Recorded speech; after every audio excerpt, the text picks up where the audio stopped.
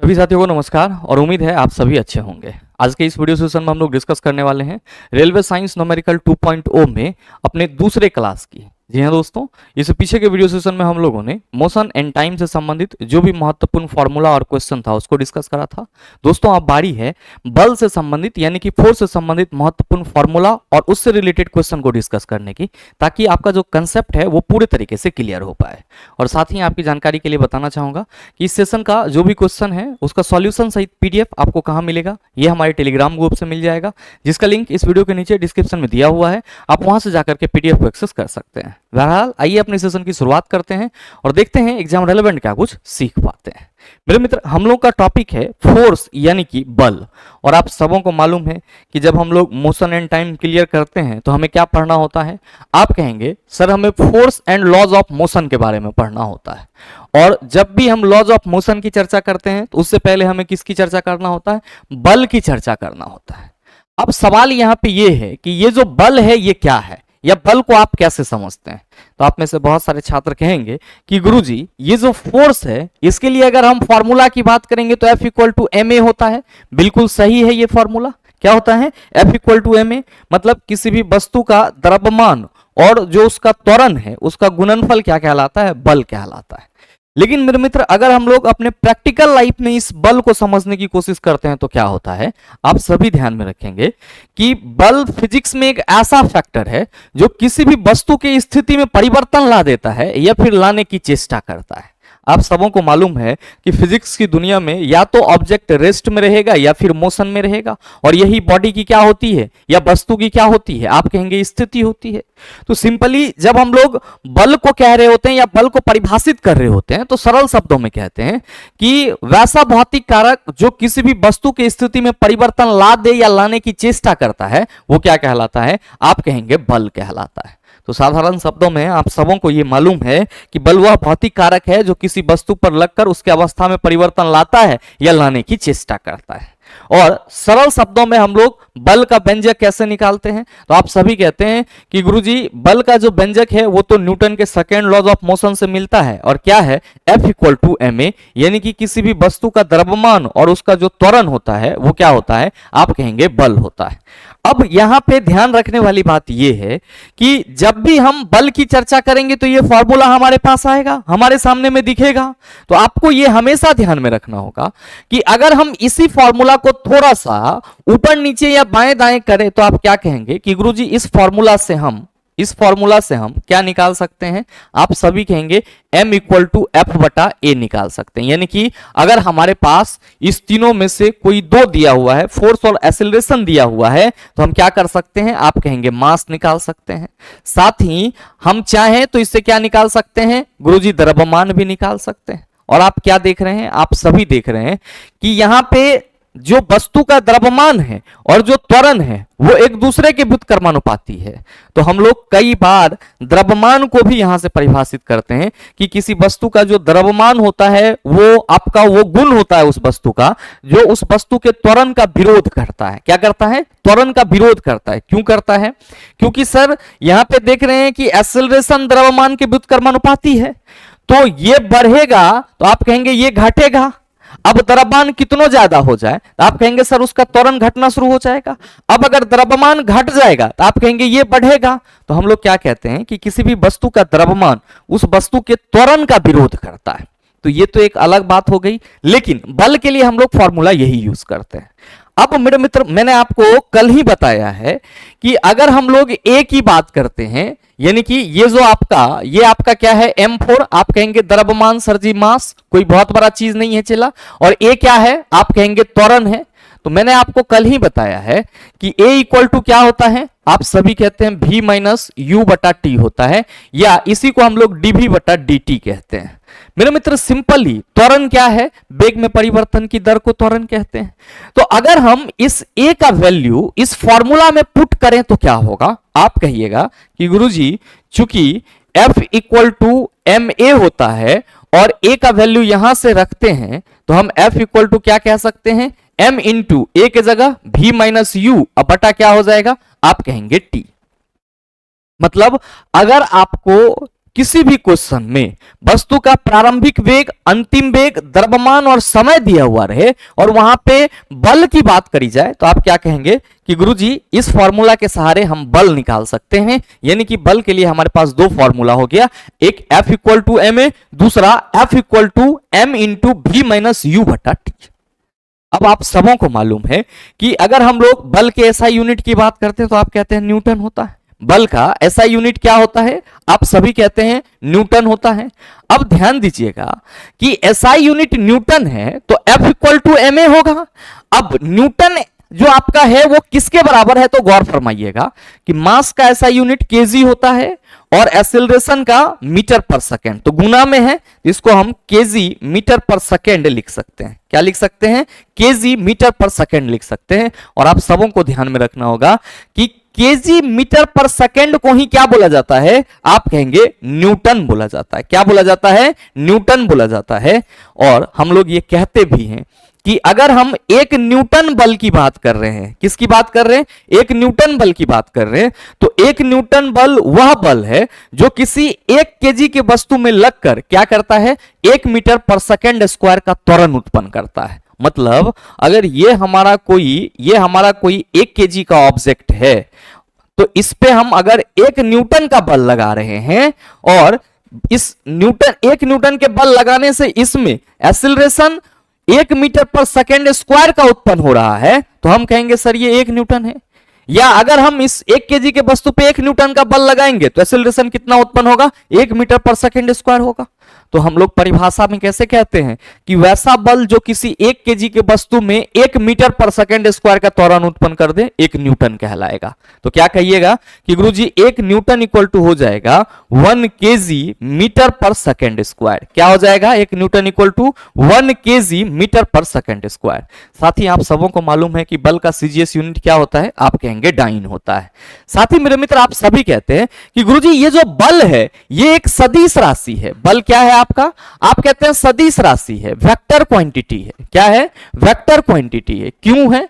तो सर बल जहां भी लगाएंगे वहां पे हम डायरेक्शन की बात करेंगे। जैसे आपको किसी भी चीज को पुश करना है तो आप कहेंगे सर आगे की ओर करेंगे, या मेरे मित्र किसी चीज को पुल करना है तो आप पीछे की ओर करेंगे। तो जहां पे भी आप बल लगाएंगे क्या होगा कि आप देखेंगे कि हम किसी न किसी डायरेक्शन में लगा रहे हैं। तो मेरे मित्र बल को रिप्रेजेंट करने के लिए या बताने के लिए डायरेक्शन की जरूरत पड़ती है। That's why we can say that sir force is the vector quantity. बल क्या है? हमारा एक सदिश राशि है। तो जाहिर सी बात है कि गुरुजी ऐसा भी तो हो सकता है कि किसी एक वस्तु पर बहुत सारा बल लग रहा हो, कुछ बल सेम डायरेक्शन में लग रहा हो, कुछ विपरीत डायरेक्शन में लग रहा हो, या फिर यह भी तो हो सकता है कि 2 बल एक दूसरे के लंबवत लग रहा हो, या फिर यह भी तो हो सकता है कि 2 बल एक दूसरे से किसी एंगल पे लग रहा हो।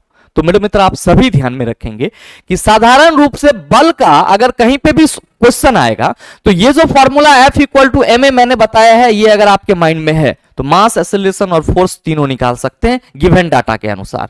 अगर आपके क्वेश्चन में डाटा अंतिम वेग, प्रारंभिक वेग T और M यानी कि मास के रूप में है तो ये फॉर्मूला आप कहीं पे भी लगा सकते हैं, आपका आंसर मिल जाएगा। 1 न्यूटन 1 केजी मीटर पर सेकेंड स्क्वायर के बराबर होगी। तो अब आप सबों को ये ध्यान में रखना होगा, क्या? Resultant force. क्या ध्यान में रखना होगा? रिजल्टेंट फोर्स यानी कि परिणामी बल। रिजल्टेंट फोर्स यानी कि परिणामी बल। याद रखेंगे कि अगर हम लोग यहां पे परिणामी बल को इंग्लिश में लिखेंगे तो क्या कहेंगे? Resultant force. It is represented by F R. किससे रिप्रेजेंट किया जाएगा? एफ आर से। अब थोड़ा सा समझिएगा यहां पे कि मान लीजिए कि ये हमारा कोई ऑब्जेक्ट है, ये हमारा कोई ऑब्जेक्ट है और इसका द्रव्यमान 5 केजी है। इस पे हम एक फोर्स F1 लगा रहे हैं, दूसरा फोर्स हम F2 लगा रहे हैं और तीसरा फोर्स हम F3 लगा रहे हैं। और आपसे हम ये पूछे कि इस वस्तु पे टोटल बल कितना कार्य कर रहा है तो आप कहिएगा कि गुरुजी बहुत ही सिंपल है, जितने भी बल हैं इन सभी को जोड़ देंगे। तो याद रखिएगा ये सभी बल कैसे लग रहे हैं? एक ही दिशा में लग रहे हैं। यहां पे बल क्या है? तो आप कहेंगे सर बल समान दिशा में लग रहा है। बल समान दिशा में लग रहा है। और आप सभी को यह याद रखना होगा कि जब बल समान दिशा में लग रहा हो तो हमारा जो परिणामी बल होगा यानी कि रिजल्टेंट फोर्स होगा वो सभी बलों का योग हो जाएगा F1 plus F2 plus F3 और सो ऑन, जितने भी बल होंगे वो सब। तो यहां पे जो हमने आपको परिणामी बल बताया ये क्या है, आप कहेंगे सर किसी निकाय पर या किसी वस्तु पर लग रहे सभी बलों का योग है, या और स्टैंडर्ड भाषा में समझना चाहते हैं तो आप ये कह सकते हैं कि गुरुजी ये जो परिणामी बल है वो वैसा एकल बल है जो किसी निकाय पर लग रहे सभी बलों के समतुल्य होता है। तो आप नाक को सर ऐसे पकड़ लो या ऐसे पकड़ लो, बतवा बराबर है कि अगर समान दिशा में बल लग रहा है तो परिणामी बल उस सभी बलों का योग होगा। अब याद रखिएगा कि अगर बल विपरीत दिशा में लग रहा है, बल विपरीत दिशा में लग रहा हो, बल विपरीत दिशा में लग रहा हो, तो आप सबों को ध्यान में रखना होगा कि जो हमारा परिणामी बल होगा, जो हमारा परिणामी बल होगा वो क्या होगा, बलों का अंतर होगा। कैसे होगा सर? तो मेरे मित्र यहां पे गौर फरमाइएगा कि ये आपका कोई ऑब्जेक्ट है, मान लीजिए कि इसका द्रव्यमान जो है वो 10 केजी है, ठीक है। अब यहां से एक फोर्स लगा रहे हैं हम 5 न्यूटन का, और दूसरा फोर्स हम इधर से लगा रहे हैं 7 न्यूटन का, दूसरा फोर्स हम इधर से लगा रहे हैं 7 न्यूटन का। तो मेरे मित्र आप सभी क्या देख रहे हैं कि एक हमारा क्या है 5 न्यूटन, दूसरा क्या है 7 न्यूटन। 5 न्यूटन वाला का डायरेक्शन क्या है, तो आप कहिएगा गुरुजी इधर है। 7 न्यूटन वाले का आप कहेंगे सर इसके विपरीत है। अब फिजिक्स में कोई भी चीज विपरीत है तो उसके लिए हम लोग निगेटिव साइन का इस्तेमाल करते हैं। और आप क्या कहेंगे कि गुरुजी अगर हम यहां पे रिजल्टेंट फोर्स निकालेंगे, Fr निकालेंगे, तो ये हमारा 5 न्यूटन है। चूंकि आपने बताया कि समतुल्य बल या परिणामी बल सभी बलों का योग होता है, तो उसी थेसिस को आगे बढ़ाते हैं और यहां पे 5 न्यूटन लिखते हैं और प्लस में क्या कर देते हैं, तो सर इस 7 न्यूटन को जोड़ देते हैं। लेकिन याद रखिएगा बल एक सदिश राशि है, रिप्रेजेंट डायरेक्शन के सहारे करना होगा। ये 7 न्यूटन कैसे लग रहा है, सर इसके विपरीत लग रहा है। तो मेरे मित्र हमको यहां पे -7 न्यूटन लिखना होगा। और आप क्या कहिएगा कि सर अगर हम यहां पे इसको प्लस माइनस माइनस करेंगे तो कहेंगे 7 में से 5 गया 2, और जो हमारा रिजल्टेंट फोर्स है वो कितना का है। आप कहिएगा गुरुजी इस वस्तु पर जो रिजल्टेंट परिणामी बल है वो -2 न्यूटन का है, जो कि आपका क्या कहेंगे विपरीत दिशा में लग रहा है। इसका लॉजिक एक ये भी है कि अगर ये भी इधर से 5 न्यूटन का बल लगाता, ये भी 5 न्यूटन का बल लगाता, तो वस्तु में कोई गति नहीं होती। लेकिन ये जो बल लगा रहा है सर इससे ज्यादा है, तो जाहिर सी बात है कि इसके द्वारा जो बल लगाया जा रहा होगा तो ये ऑब्जेक्ट थोड़ा थोड़ा इधर की ओर मूव कर रही होगी। और वो जो बल है वो कितना, तो आप कहेंगे सर रिजल्टेंट -2 न्यूटन के बराबर है। मतलब ये -2 न्यूटन बता रहा है कि इस बल के विपरीत दिशा में 2 न्यूटन का फोर्स लग रहा है। तो सिंपली मेरे मित्र आप इसको बलों का अंतर भी कह सकते हैं, या बस ऐसे याद रख सकते हैं क्या कि बल विपरीत दिशा में लग रहा हो तो Fr इक्वल टू क्या हो जाएगा, बलों का अंतर। क्या हो जाएगा, बलों का अंतर। कोई दिक्कत नहीं होना चाहिए। नेक्स्ट मेरे मित्र याद रखेंगे तीसरा पॉइंट में कि जब बल एक दूसरे के लंबवत हो, जब बल एक दूसरे के लंबवत हो, एक दूसरे के लंबवत हो, तो आप सभी को यह ध्यान में रखना होगा कि जो हमारा परिणामी बल होगा, मान लीजिए कि 2 बल है, आपका 2 बल है F1 और F2, और ये एक दूसरे के लंबवत है, तो परिणामी बल Fr equal to √F1 square plus F2 square हो जाएगा। F1 square plus F2 square हो जाएगा। चौथा कंडीशन आप सभी याद रखेंगे कि जब बलों के बीच एंगल का निर्माण हो रहा हो, या जब बलों के बीच कोण बन रहा हो, बलों के बीच कोण बन रहा हो, कोण बन रहा हो, तो आप सभी मेरे मित्र याद रखना। जैसे ये देखो यहां पे कि मान लो कि ये आपका एक कोई फोर्स F1 ऊपर की ओर लग रहा है, और आपका एक कोई फोर्स यहां से ऐसे जा रहा है और यहां पे लग रहा है, तो आप क्या कहिएगा कि गुरुजी इसको हम लोग F2 मान लेते हैं, तो इसके बीच में एंगल बन रहा है। तो आप सभी ध्यान में रखेंगे कि जब बलों के बीच कोण बन रहा हो तब जो हमारा रिजल्टेंट फोर्स होगा Fr होगा, वो क्या होगा, तो आप सभी कहेंगे कि √F1 square plus F2 square plus 2F1 into F2 cos theta. क्या होगा, Fr equal to F1 square plus F2 square plus 2F1 into F2 into cos theta. तो मेरे मित्र, अगर आप बल से संबंधित प्रॉब्लम सॉल्व करना चाह रहे हैं तो ये बल का एक बेसिक बात आप सबों के पास होना चाहिए, ये दोनों फॉर्मूला, साथ में मेरे मित्र ये आपको कुछ महत्वपूर्ण बातें जो कि किससे संबंधित है, रिजल्टेंट फोर्स यानी कि परिणामी बल से संबंधित है। अब यहां पे सवाल ये है कि गुरुजी इससे संबंधित सवाल कैसे पूछे गए हैं हमारे एग्जाम में, या नया सवाल क्या बन सकता है। तो मेरे मित्र अब आइए हम लोग क्वेश्चन को डील करते हैं, और पहला क्वेश्चन आप सबों के सामने ये रहा। आपसे पूछा जा रहा है कि एक बच्चे के हाथ में 1/4 केजी की एक गेंद है और यह इसे ऊर्ध्वाधर रूप में ऊपर की ओर फेंकता है। उसका हाथ ऊपर की ओर 10 सेंटीमीटर उठता है और उसके हाथ से गेंद 2 मीटर पर सेकंड के ऊपरी वेग से निकल जाती है। बच्चे द्वारा गेंद को फेंकने के लिए लगाए गए स्थिर बल का मान क्या है। मेरे मित्र, आपसे ये सवाल करा जा रहा है कि कोई बच्चा है, उसका हाथ का जो द्रव्यमान, हाथ में सर 1/4 केजी का एक गेंद है। ध्यान दीजिएगा कि मान लीजिए कि ये मेरा हाथ है और इसमें ये जो मार्कर है वो गेंद है। अब हम इसको ऐसे कर रहे हैं तो हमारा हाथ कुछ उठा, तो ये हमारा हाथ पहले मीन पोजीशन में था, और जब हमारा हाथ यहां पे था तो वस्तु विराम में था। और जैसे ही मेरे मित्र वस्तु विराम में था तो आप क्या कहिएगा कि गुरुजी जो हमारा प्रारंभिक वेग होगा वो 0 हो जाएगा।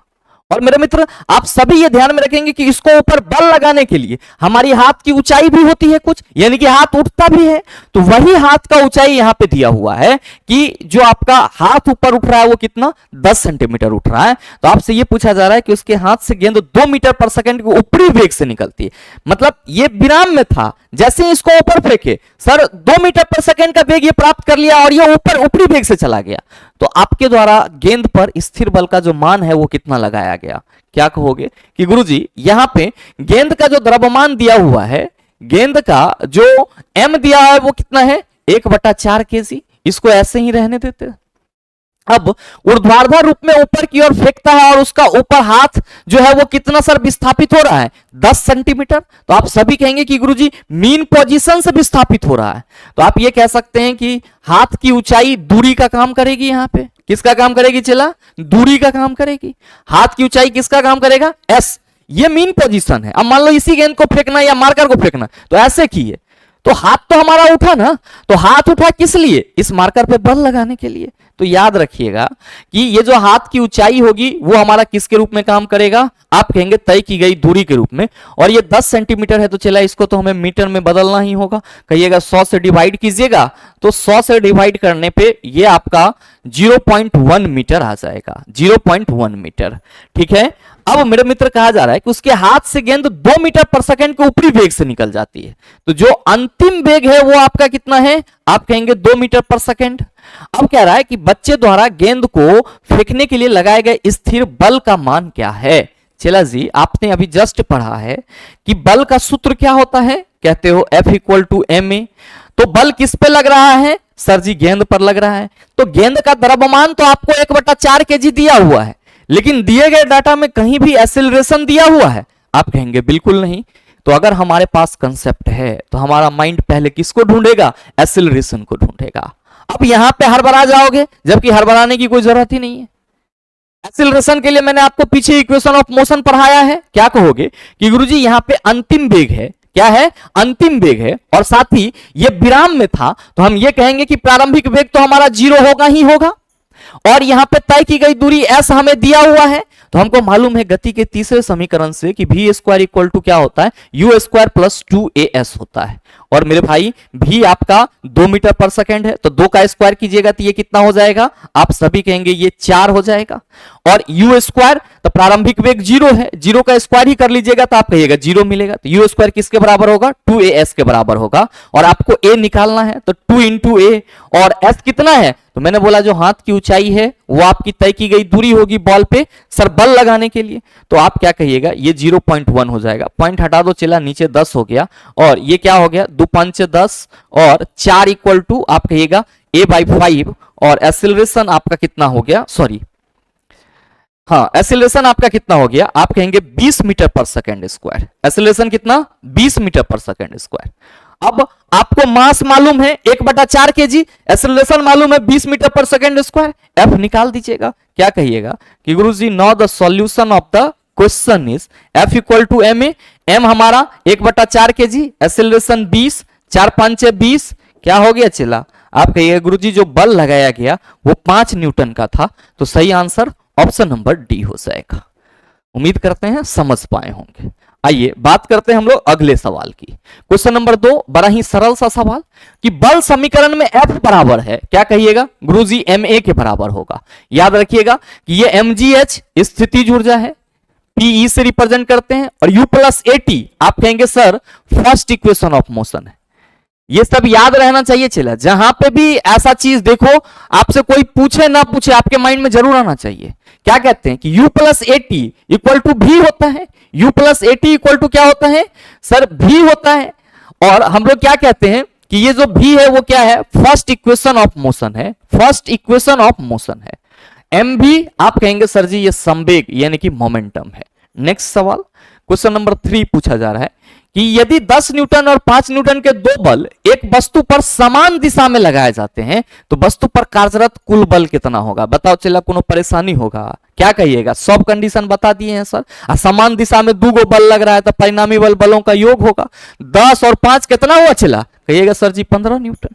नेक्स्ट सवाल देख लो, क्वेश्चन नंबर 4 पूछा जा रहा है कि यदि एक m द्रव्यमान वाली वस्तु को जमीन से h ऊंचाई तक उठाया जाता है तो इस क्रिया के लिए बल की आवश्यकता होती है। वस्तु को उठाने के लिए आवश्यक न्यूनतम बल डैश समान होता है। जमीन से होने वाली दूरी, वस्तु का वजन, प्रयुक्त बल, वस्तु की ऊंचाई। क्या होगा इसका आंसर? सिंपल लॉजिक समझो। क्वेश्चन जो पूछा जा रहा है वो ये कि किसी भी चीज को अगर आपको जमीन से उठाना होता है, किसी भी चीज को अगर आपको जमीन से उठाना होता है तो आप उस वस्तु पर कितना बल लगाते हैं? आप कहेंगे ये हमको कैसे पता चलेगा? ये तो लैब में पता चलेगा। मेरे मित्र आपको भी पता चलेगा। सिंपल सा फिजिक्स का नियम है कि किसी भी वस्तु को अगर हम उसको उठा रहे हैं ऊपर की ओर तो हम पृथ्वी के गुरुत्वाकर्षण के विरुद्ध कार्य कर रहे हैं। पृथ्वी का गुरुत्वाकर्षण क्या कहता है कि सब चीज हमारा तरफ आओ, लेकिन हम क्या कर रहे हैं? पृथ्वी से किसी वस्तु को ऊपर उठा रहे हैं तो पृथ्वी नीचे की ओर खींच रहा है, हम ऊपर की ओर खींच रहे हैं।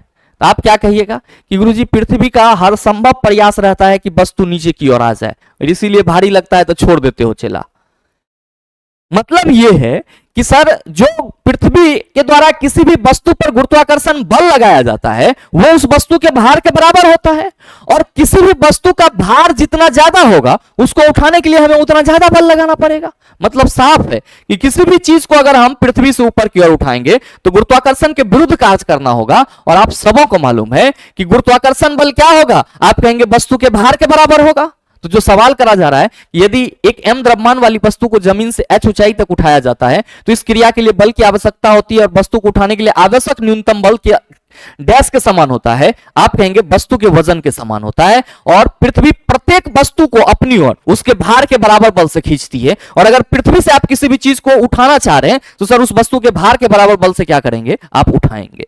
नेक्स्ट क्वेश्चन, क्वेश्चन नंबर 5 आपसे पूछा जा रहा है कि यदि 10 किलोग्राम द्रव्यमान की किसी वस्तु पर 20 न्यूटन का बल लगाया जाता है तो त्वरण कितना होगा? बताओ चला, अब हड़बड़ाओगे? क्या कहोगे कि गुरुजी अब ये न बताएं कि A इक्वल टू एफ बटा एम होता है। F इक्वल टू एम है तो A इक्वल टू एफ बटा एम नहीं कह सकते हैं, त्वरण ने पूछ रहा है चला। तो 20 न्यूटन अब बटा 10 क्या कहोगे कि सर एक्सेलरेशन 2 मीटर पर सेकेंड स्क्वायर हो जाएगा। That's why right answer of this question is option number D. Next question number 6 पूछा जा रहा है कि जब किसी प्रतिरक्षा बल F को विपरीत दिशा में लगाया जाता है तो दिशाओं के बीच कौन होगा? मेरे मित्र रक्षा के विपरीत प्रतिरक्षा होता है। सिंपली आप ये सोचो कि कोई तेज चीज आपकी ओर आ रही है तो जितना तेजी से आएगी आप उतना ही तेजी से उसको क्या करोगे? सर विपरीत दिशा में बल लगाओगे। तो जो रक्षा और प्रतिरक्षा बल, जैसे मान लो कि इधर से आ रहा है और आप इधर से ही बल लगाओगे तो दोनों के बीच में एंगल कितना बनेगा? 180 डिग्री। तो राइट आंसर क्या हो जाएगा? ऑप्शन नंबर सी हो जाएगा। नेक्स्ट देख लो, क्वेश्चन नंबर 7 पूछा जा रहा है कि मुक्त रूप से गति करने में सक्षम 10 केजी द्रव्यमान की एक वस्तु पर 10 न्यूटन का बल लगाया जाता है तो निम्न में से कौन सा कथन लागू होगा? मेरे मित्र 10 केजी का वस्तु है और उस पर 10 न्यूटन का बल लगाया जा रहा है। तो पहला ऑप्शन है कि निकाय 1 मीटर पर सेकंड की चाल से गति करेगा। आप कहेंगे सर जब 10 केजी के वस्तु पर 10 न्यूटन का बल लगाया जा रहा है तो जाहिर सी बात है यहां त्वरण उत्पन्न होगा। अब ऑप्शन में चाल की बात करी जा रही है तो नहीं होगा आंसर। दूसरा है कि निकाय 10 मीटर पर सेकंड स्क्वायर के त्वरण त्वरण से गति करेगा। अब आपको मालूम है कि गुरुजी त्वरण निकालना है हमें, तो F बाई एम 10/10 क्या होगा कि सर जो हमारा 10 केजी का वस्तु है जिस पे 10 न्यूटन का बल लग रहा है, वहां पे त्वरण 1 मीटर पर सेकंड स्क्वायर का उत्पन्न हो रहा है। तो तीसरे ऑप्शन में जो कहा जा रहा है कि निकाय 1 मीटर पर सेकंड स्क्वायर के त्वरण से गति करेगा, right answer of this question is option number C. निकाय 1 किलोमीटर पर सेकंड की चाल से गति करेगा, चाल तो होगा ही नहीं। सही आंसर क्या होगा? ऑप्शन नंबर सी होगा। नेक्स्ट देखो, क्वेश्चन नंबर 8 आपसे पूछा जा रहा है कि एक स्थिर बल 2 सेकंड की अवधि के लिए 5 केजी द्रव्यमान के वस्तु पर कार्य करती है और वस्तु के वेग को 4 मीटर पर सेकंड से 7 मीटर पर सेकंड तक बढ़ा देता है। प्रयुक्त बल की मात्रा ज्ञात करें। बताओ ना बनेगा क्या कहोगे कि गुरुजी टाइम दिया हुआ है हमारे क्वेश्चन में 2 सेकंड, मास दिया हुआ है 5 केजी, साथ में वस्तु का वेग 4 से 7 हो रहा है। तो प्रारंभिक वेग कितना चला? 4 मीटर पर सेकंड। अंतिम वेग कितना? 7 मीटर पर सेकंड। 7 मीटर पर सेकंड पूछा जा रहा है। F equal to what? क्या कहोगे? यह भी बताएं। F equal to M into V minus U बटा टी। एम कितना है? 5 केजी, भी कितना है? 7 और u 4 बटा टी कितना है आपका? आप कहेंगे 2। तो 7 में से 4 गया 3, 5 तिया 15 और बटा 2 ये कितना हो जाएगा चिल्ला? आप कहिएगा 7.5 न्यूटन। तो लीजिए आंसर आपका ऑप्शन नंबर सी हो गया। नेक्स्ट देख लो, क्वेश्चन नंबर 9 आपसे पूछा जा रहा है कि 100 केजी द्रव्यमान वाली एक वस्तु को 6 सेकंड में 5 मीटर पर सेकंड से 17 मीटर पर सेकंड के वेग से एक समान रूप से त्वरित किया जाता है। वस्तु पर लगाए गए बल का परिमाण डैश है। क्या कहोगे? गुरुजी आसानी से बना लेंगे। तो आसानी से बना लेंगे तो सही आंसर क्या होगा? नीचे कमेंट करके जरूर बताइएगा। आपके कमेंट का इंतजार रहेगा, क्योंकि पढ़ रहे हैं इसका मतलब यह होना चाहिए कि सवाल हमसे बनना भी चाहिए। तो सेम सवाल था और उम्मीद करते हैं कि सभी छात्र इसको सॉल्व कर लेंगे। नीचे कमेंट करके आंसर जरूर बताइएगा। अगला है क्वेश्चन नंबर 10 कि 12 ग्राम द्रव्यमान की एक गोली को एक राइफल से दागा जाता है। गोली इसके बैरल से होकर जाने में कुल 0.006 सेकंड का समय लेती है और इसे 300 मीटर पर सेकंड के वेग से छोड़ती है। राइफल द्वारा गोली पर आरोपित बल क्या है? मेरे मित्र, मान लो हमारे हाथ में जो मार्कर है ये राइफल है, इसमें गोली लोड कर दिए। तो जब गोली लोड किए तो गोली किस स्थिति में है? विरामावस्था में। तो गोली की प्रारंभिक वेग आप कहिएगा 0 होगा। जब ट्रिगर दबाएंगे तो आप कहिएगा सर जब ट्रिगर दबाइएगा तो गोली पर बल लगेगा, फोर्स लगेगा। अब जो गोली पर फोर्स लगेगा ट्रिगर दबाने के साथ, जैसे ही हम फायर किए तो गोली पे जो फोर्स लग रहा है उस फोर्स के चलते सर गोली जो बैरल से निकल रही है वो 300 मीटर पर सेकंड के वेग से निकल रही है। और जितना देर में उस पर फोर्स लगा और वो बैरल से निकली उतना देर में उस समय कितना ले लेती है? 0.006 सेकंड का समय ले लेती है। तो आपसे पूछा जा रहा है कि जब ट्रिगर दबाए, गोली पे फोर्स किया, ट्रिक किया, वो फोर्स क्या था? नहीं बनेगा। क्या कहिएगा कि गुरुजी पूछा तो गोली के संबंध में जा रहा है और गोली का द्रव्यमान यहां पे दिया हुआ है 12 ग्राम। तो चला गोली का द्रव्यमान हम लोग 12 ग्राम लिखेंगे तो आपको क्या लग रहा है कि आंसर आ जाएगा? क्या कहिएगा? गुरुजी केजी में बदलना होगा, क्योंकि फोर्स है तो केजी मीटर पर सेकंड स्क्वायर। तो 12 ग्राम को अगर हम 1000 से डिवाइड कर दे चला तो क्या हो जाएगा? आप कहिएगा 0.012 केजी हो जाएगा। मसला खत्म यूनिट चेंज का। अब जो गोली इसके बैरल से होकर के बाहर निकलती है उसमें इसको समय 0.006 सेकंड का लग जाता है। और मेरे मित्र गोली बाहर निकल रही है, विराम से बाहर निकल रही है, तो गुरुजी प्रारंभिक वेग तो 0 होगा और अंतिम वेग क्या होगा? आप कहिएगा 300 मीटर पर सेकंड। तो बताओ अब थोड़ा सा बले नहीं निकलेगा। क्या कहोगे कि सर यहां पे प्रारंभिक वेग जो है वो हमारा 0 है, तो हम सीधे सीधे कहेंगे चूंकि F equal to M into V minus U बटा टी होता है, तो हम ये कह सकते हैं कि सर प्रारंभिक वेग 0, तो भी में से 0 हम घटा के ही क्या कर लेंगे? क्या कहेंगे कि F इक्वल टू एम भी बटा टी हो जाएगा। चला भी का मान कितना है? 300 मीटर पर सेकंड, 300 और आपका m कितना है? आप कहिएगा 0.012 केजी, 0.012 केजी। केजी का है लिखेंगे, हटा दो। और t कितना है? आप कहिएगा 0.006 सेकंड। मेरे भाई ये वाला पॉइंट कैंसिल करेगा। पॉइंट के बाद यहां भी 3 0, पॉइंट के बाद यहां भी 3 0, तो हमको बैलेंस करने की कोई जरूरत है नहीं। क्या कहिएगा? गुरुजी 6 दूना 12 हो जाएगा और 3 दूना 600 हो जाएगा। मतलब जैसे ही हमने घोड़ा दबाया तो जो घोड़ा दबाने से ट्रिगर हुआ गोली पे जो फोर्स लगा वो कितना का था, 600 न्यूटन का था। इसीलिए गोली को बैरल से निकलने में 0.006 सेकंड का समय लगा और गोली की वेग कितनी थी, 300 मीटर पर सेकंड। तो सही आंसर आप कहेंगे कि गुरुजी 600 न्यूटन हो जाएगा और राइट आंसर हमारा ऑप्शन नंबर डी हो जाएगा। यहां पे थोड़ा सा आप इसको सुधार लीजिएगा। चला जी, ये एस लिख दिया है, सब चीज में एस लगा देना मीटर पर सेकंड की तरह, ये टाइपिंग का थोड़ा सा मिस्टेक है, तो परेशान मत होइएगा। 600 Newton is the right answer of this question. Next question आपके सामने ये रहा, क्वेश्चन नंबर 11 पूछा जा रहा है कि एक लंबे टेबल पर सरल रेखा में गतिशील 20 ग्राम द्रव्यमान की गेंद का वेग समय ग्राफ चित्र 3.22 में दर्शाया गया है। टेबल द्वारा गेंद पर लगाए गए बल का परिमाण क्या होगा।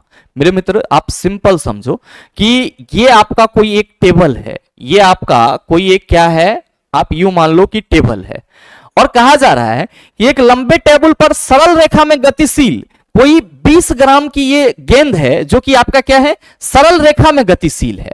कह रहा है इसके लिए वेग समय ग्राफ यहां पे दिया गया है, वेग समय ग्राफ दिया है, तो वेग आपका y एक्सिस पे और समय आपका यहां पे है।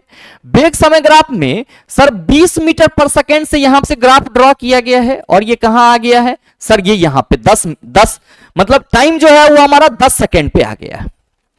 अब ध्यान से समझिएगा इसको कि ये जो बॉल इस पे चल रही है, मान लीजिए कि ये किसी वेग से गतिशील है, तो आप क्या कहेंगे, कुछ देर के बाद ये रुक जाएगी। क्यों रुकेगी, तो आप कहेंगे सर बॉल के सरफेस और टेबल के सरफेस के बीच में घर्षण होगा, और हम सबों को मालूम है कि frictional force always opposes the motion of an object, मतलब घर्षण बल हमेशा वस्तु के गति का विरोध करता है। तो ये बॉल अगर आगे जा रहा है तो इस टेबल का जो फ्रिक्शन होगा इसको पीछे की ओर धकेलना चाहेगा, रोकने की कोशिश करेगा। तो वही कह रहा है कि एक 20 ग्राम की जो गेंद है वो आपको इस दिए गए वेग समय ग्राफ के अनुसार क्या थी, एक सीधी टेबल पर गतिशील है। तो आपसे कहा जा रहा है कि टेबल द्वारा गेंद पर लगाए गए बल का परिमाण क्या होगा। मतलब क्या हुआ कि टेबल जो इसके विपरीत दिशा में बल लगा रहा है उसका परिमाण क्या होगा। आप क्या कहिएगा कि गुरुजी जिस बल के चलते ये रुक जाएगी वही बल टेबल के द्वारा लगाया जा रहा होगा, क्योंकि ये तभी रुकेगी जब इस पे घर्षण बल लगेगा। आप कहेंगे बिल्कुल। तो सवाल ये है कि ग्राफ से कैसे समझेंगे। मेरे मित्र ग्राफ का ये पॉइंट 20 सेंटीमीटर पर सेकेंड है। क्या है, 20 सेंटीमीटर पर सेकेंड, और यहां पे टाइम जो है ये आपका सेकेंड में दिया हुआ है।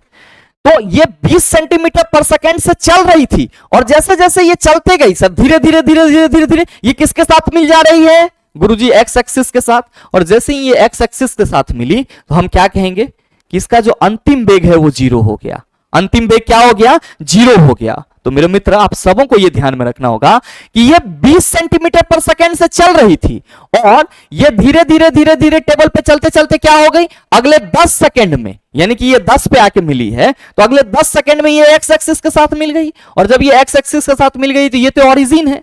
आप कहिएगा इसका अंतिम वेग क्या था, आप कहिएगा 0।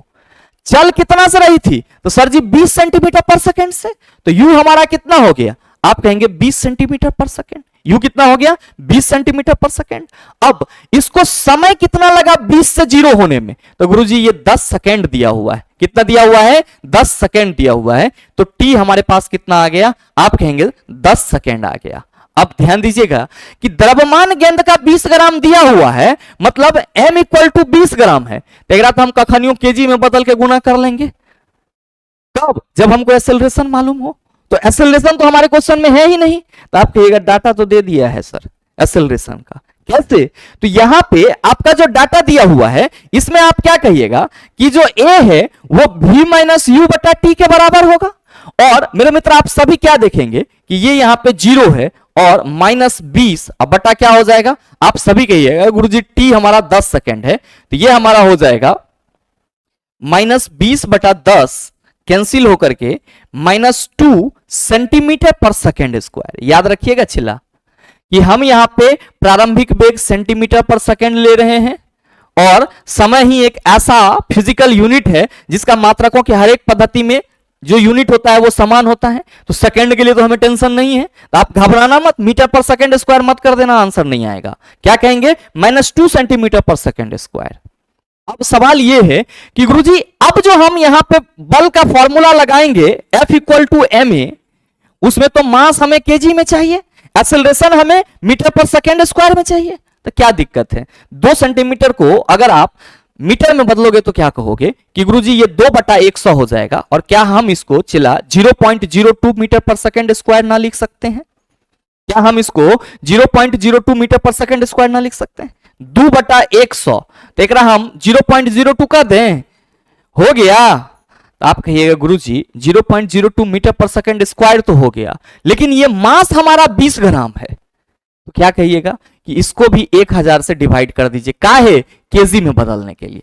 तो 1000 से डिवाइड कर रहे हैं, दो अंक ऊपर है ही, इसको हम 0.020 केजी ना कह दें? आप कहिएगा बिल्कुल कह दीजिए, कोई दिक्कत नहीं है। चलिए आपका 0.020 केजी, और फिर जो आपका एक्सेलरेशन है वो कितना है? आप कहिए गुरुजी ये एक्सेलरेशन जो आया है वो माइनस में आया है, जाहिर सी बात है गेंद रुक रही है तो रिटार्डेशन होगा, तो आप कहेंगे कि ये हो जाएगा हमारा -0.02, माइनस क्या हो जाएगा 0.02। अब ध्यान देंगे यहां पे कि अगर हम लोग इसको सॉल्व करते हैं तो क्या हो जाएगा? आप कहिएगा ये पॉइंट हटा दीजिए तो 1000 हो गया, और यहां पे हटा दीजिए तो आप कहिएगा ये 100 हो गया, और ये 20 दूना कितना हो जाएगा? आप कहेंगे 40। ये 0 का तो कोई वैल्यू ही नहीं रहेगा, तो 40 अब बटा ये क्या हो गया? आप कहेंगे सर 3 और 2 ये 5। अब ध्यान दीजिए कि ये माइनस में आएगा, डाटा माइनस में आएगा, तो ऊपर में 4 दाएं के 40 होता है, तो 10⁻1 आपका ऊपर है, ये आपका सर नीचे आपका 1 पर 5 जीरो है, तो क्या हम इसको -4 इंटू 10⁻1 अब बटा 10⁵ लिख सकते हैं? आप कहेंगे बिल्कुल लिख सकते हैं। अब अगर हम इसको सीधा करना चाहें तो -4 इंटू 10⁻1 और इसको ऊपर ले जाएंगे तो आप कहिएगा सर -5 हो जाएगा। अब आपका जो आधार है वो समान है और गुना में है, तब पावर क्या कहिएगा? जुड़ेगा, तब प्लस माइनस माइनस कितना होगा? -4 इंटू 10⁻⁻4 न्यूटन। कितना होगा सर? -4 into 10⁻⁻4 Newton. क्यों? तो सर 1 प्लस माइनस 5 करेंगे तो प्लस माइनस माइनस होगा। तो मेरे मित्र आपके देख लीजिए कि इस ऑप्शन में -4 इंटू 10⁻⁻4 न्यूटन दिया हुआ है। आप सभी कहेंगे सर ऑप्शन नंबर ए में, तो right answer of this question is option number A. Next सवाल आपके सामने ये रहा, क्वेश्चन नंबर 12 है कि एक कार 108 किलोमीटर पर आवर की चाल से गति कर रही है और ब्रेक लगाने के बाद 45 सेकंड नहीं होगा चला, यहाँ पे ये 4 सेकंड होगा। ये ध्यान देना, ये जो है ये 4 सेकंड है। कह रहा है कि एक कार 108 किलोमीटर पर आवर की चाल से गति कर रही है और ब्रेक लगाने के 4 सेकंड के बाद वह रुक जाती है। कार पर ब्रेक लगाए जाने के बाद लगने वाला बल की गणना करें। कार का यात्री सहित कुल द्रव्यमान 1000 केजी है। तो मेरे मित्र यहाँ पे आपको बल कितना लग रहा है ये बताना है। ऑप्शन दिया हुआ है सर 2 मीटर पर सेकंड स्क्वायर, 4 मीटर पर सेकंड स्क्वायर, 6 मीटर पर सेकंड स्क्वायर और 7 मीटर पर सेकंड स्क्वायर। तो याद रखिएगा कि ये मीटर पर सेकंड स्क्वायर तो कोई भी ऑप्शन नहीं होगा, तो कोई भी ऑप्शन नहीं होगा तो ये सवाल गलत हो गया। नहीं, सवाल सही है, आंसर हम निकाल लेते हैं। जब समझना ही है तो कोई दिक्कत नहीं है। ध्यान दीजिए कि कार 108 किलोमीटर पर आवर की चाल से गति कर रही है और ब्रेक लगाने के 4 सेकंड बाद वह रुक रही है, मतलब उसका अंतिम वेग 0 4 सेकंड बाद हो रहा है। तो आप क्या कहिएगा कि गुरुजी कार का जो प्रारंभिक वेग है वो 108 किलोमीटर पर आवर है। अगर हम इसको क्या करते हैं सर मीटर पर सेकंड में चेंज करते हैं तो ये 108 बटा क्या हो जाएगा 5/18, 18 6 के 108, 6 5 6 30 मीटर पर सेकंड। ब्रेक लगाएगा तो कार का वेग कितना हो जा रहा है सर? ब्रेक लगाने के बाद 0 कितना देर में? तो 4 सेकंड में 0 हो रहा है। और कार का यात्री सहित द्रव्यमान कितना है? 1000 केजी है। तो आपसे यह पूछा जा रहा है कि ब्रेक के द्वारा जो बल लगाया गया उसका वैल्यू कितना है। क्या कहिएगा कि गुरुजी ब्रेक लगाएंगे तो गाड़ी रुकेगी ही रुकेगी। तो जाहिर सी बात है कि ब्रेक लगाने पर जो गाड़ी रुकी है, कार रुकी है, वो क्या होगा? आप कहेंगे विपरीत दिशा में लगाया गया बल होगा। तो हम लोग सीधे सीधे यहां पे F = m into v minus u बटा टी करेंगे और आप क्या कहिएगा कि मास 1000 केजी है, v हमारा 0 माइनस u कितना है 30 मीटर पर सेकेंड और बटा टाइम कितना है 4 सेकेंड। तो ये क्या हो जाएगा 1000 गुना -30 बटा 4 और 250 चौके 1000 होगा। और मेरे मित्र क्या कहोगे कि आप सभी कि गुरुजी ये 25 तिया 75 हो जाएगा और जो फोर्स लग रहा है वो कितना होगा 7500 न्यूटन। कितना होगा 7500 न्यूटन।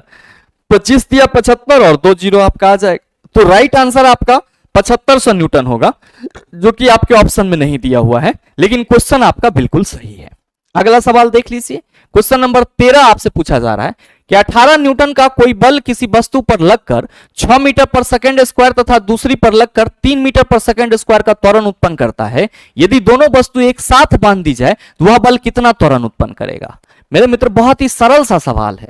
कहा जा रहा है कि 18 न्यूटन का कोई बल किसी वस्तु पर लगकर 6 मीटर पर सेकंड स्क्वायर का त्वरण उत्पन्न करता है। तो मान लीजिए कि यह आपका एक कोई वस्तु है और इस पे कितना बल लग रहा है? 18 न्यूटन का बल लग रहा है, जो कि कितना त्वरण दे रहा है? तो सर जो एक्सेलरेशन दे रहा है ये 6 मीटर पर सेकंड स्क्वायर का। दूसरा है कि दूसरी पर अगर यही सेम बल लग रहा है 18 न्यूटन का दूसरे वस्तु पर, तो उसमें ये कितना का त्वरण उत्पन्न कर रहा है? सर जी 3 मीटर पर सेकंड स्क्वायर का त्वरण उत्पन्न कर रहा है। अब कह रहा है कि यदि दोनों वस्तु को एक साथ टाई कर दिया जाए, बांध दिया जाए, तो यही सेम बल कितना त्वरण उत्पन्न करेगा? क्या कहिएगा कि जब दोनों वस्तु बंधेगा तो गुरुजी उसका पूरा द्रव्यमान जुट जाएगा, और आपके क्वेश्चन में द्रव्यमान ही नहीं दिया हुआ है। तो क्या कहिएगा कि सर एकरा खातिर मान लेते हैं द्रव्यमान m1 और इसके लिए m2 मान लेते हैं। और हम सबों को मालूम है, अभी जस्ट हम लोगों ने देखा है कि F इक्वल टू क्या होता है? ma। तो हमें अगर मास निकालना है तो आप कहेंगे F बटा a हो जाएगा। तो मेरे मित्र यहां पे अगर m1 की बात करेंगे तो F बटा a से आप क्या कहिएगा कि 18 बटा 6, ये क्या हो गया? आप कहिएगा 3 kg, यानी कि m1 कितना है? 3 kg। m2 कितना हो जाएगा? तो आप सभी कहिएगा गुरुजी F बाई a लेंगे, और 18 न्यूटन और ये कितना है? 3, तो ये हो गया आपका 6 kg। मेरे मित्र m1 आपका 3 kg और m2 आपका 6 kg, दोनों को बांध देंगे तो टोटल मास मतलब क्या हुआ चला? m1 plus m2। तो m1 प्लस m2 कितना? 6 प्लस 3 यानी कि 9 kg। बल कितना लग रहा है एकरा पर? सर 18 न्यूटन का ही लग रहा है। ऐसे तो आपसे क्या पूछा जा रहा है कि तो वह बल कितना त्वरण उत्पन्न करेगी? मेरे मित्र यहां पे भी ऑप्शन मिसमैच है, ध्यान देंगे कि जो आपका यहां पे त्वरण उत्पन्न होगी वो क्या होगा? A इक्वल टू F बटा m हो जाएगा। और मेरे मित्र आपका जो बल है वो 18 न्यूटन है और मास कितना है आपका? आप कहेंगे 9 kg, तो 9 दूना 18, ये 2 मीटर पर सेकंड स्क्वायर का त्वरण उत्पन्न करेगी। क्वेश्चन आपसे ये पूछा जा रहा है, जबकि ये सर 10 न्यूटन, 30 न्यूटन और 40 न्यूटन दे दिया है। टाइपिंग थोड़ा सा एरर है, तो इसको माइंड मत कीजिएगा। आप सर क्वेश्चन को सॉल्व करेंगे इसी तरीके से, और आंसर आपका क्या आएगा? आप कहेंगे गुरुजी 2 मीटर पर सेकंड स्क्वायर। नेक्स्ट सवाल देखिए, क्वेश्चन नंबर 14 पूछा जा रहा है कि 30 न्यूटन का बल 5 kg द्रव्यमान पर कितनी देर कार्य करे कि उसका वेग 15 मीटर पर सेकंड स्क्वायर हो जाए? बहुत ही सिंपल सा सवाल है कि 30 न्यूटन का कोई बल है तो F का वैल्यू कितना है? 30 न्यूटन, और बल जो आपका द्रव्यमान है वो कितना है? 5 kg। और आपको ये कहा जा रहा है कि कितना देर कार्य करे, यानी कि what are the value of T, समय कितना, ये कितना देर कार्य करे कि उसका अंतिम वेग कितना हो जाए? 15 मीटर पर सेकंड। तो अंतिम वेग 15 मीटर पर सेकंड हो जाए मतलब प्रारंभिक वेग 0 है। आप कहिएगा बिल्कुल। तो चला F equal to m into V minus U बटा टी कहते हो, और यहां से अगर आप t निकालोगे तो क्रॉस मल्टीप्लीकेशन करने पर F T equal to m into V minus U न कह सकते हो? आप कहेंगे बिल्कुल। तो याद रखिए कि अगर हम यहां से t निकालते हैं तो m into V minus U बटा क्या कहिएगा? आप सभी कहेंगे गुरुजी f कहेंगे। तो मेरे मित्र जो t होगा, समय होगा, m कितना है? 5 kg। तो यहां पे लिख लीजिए सर 5। भी कितना है? 15 मीटर पर सेकेंड स्क्वायर हो, सॉरी 15 मीटर पर सेकेंड हो, u तो 0 है।